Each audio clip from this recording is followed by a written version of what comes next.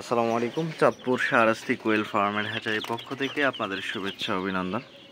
তো আজকে একটি আনকমন বাচ্চা খামারে দেখতেছেন আপনারা। এটা হচ্ছে লেয়ার মুরগির বাচ্চা, ব্রাউন লেয়ার, যেটা আমরা বাজারে সচরাচর ডিম কিনে খাই।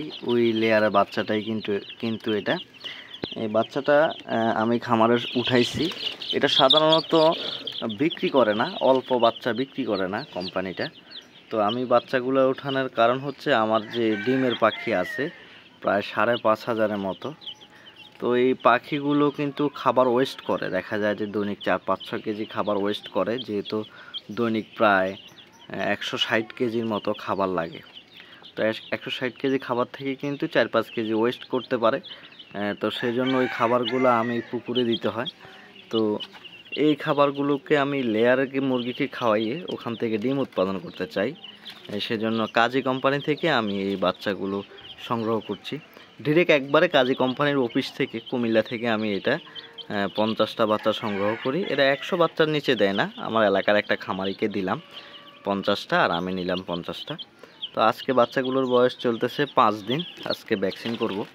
তো কি হয় না হয় এই লেয়ার মুরগি, অনেকে লেয়ার মুরগি নিয়ে ভাই এত অল্প বাচ্চা, অনেকে আমাকে বলে যে ভাই লেয়ার মুরগির বাচ্চা কেমন, মুরগিটা কেমন হয় পালন করতে। আসলে আপনি যাই বলেন না কেন, যে ডিমের রাজা যে আপনারা ফাউমি বলেন, ডিমের রাজা মূলত ফাউমি না, ডিমের রাজা মূলত হচ্ছে লেয়াররাই হচ্ছে ডিমের রাজা। এটার উপরে কখনো ডিমের রাজা কোনো মুরগি হতে পারে না।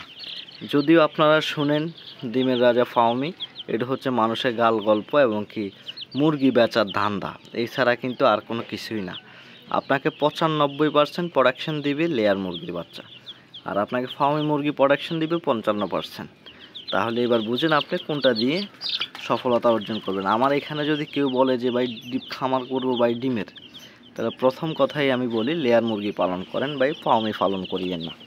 যদিও আমি ফার্মি মুরগির সাথে জড়িত, খামারিদেরকে বাচ্চা দেই খামারিরা যখন চায়, কিন্তু আমি যেটা বাস্তব ওটাই কিন্তু খামারিদেরকে বলি। আমি কখনো রিয়েল ছাড়া ফ্যাক্ট বক্তব্য আমি দিতে চাই না।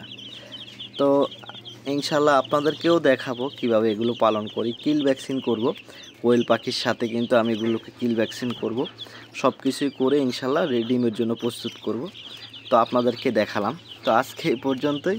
তো ইনশাল্লাহ কোয়েল পাখি বিষয়ে ভিডিও নিয়ে আসব, এবং কি আপনাদের কিছু রোগ বেলাই বিষয়ে কোয়েল পাখির অনেক কিছু আপনাদেরকে সিগন্যাল আমি জানাবো। তো আজকে এই পর্যন্তই, দেখা হবে পরবর্তী ভিডিওতে। আসসালামু আলাইকুম।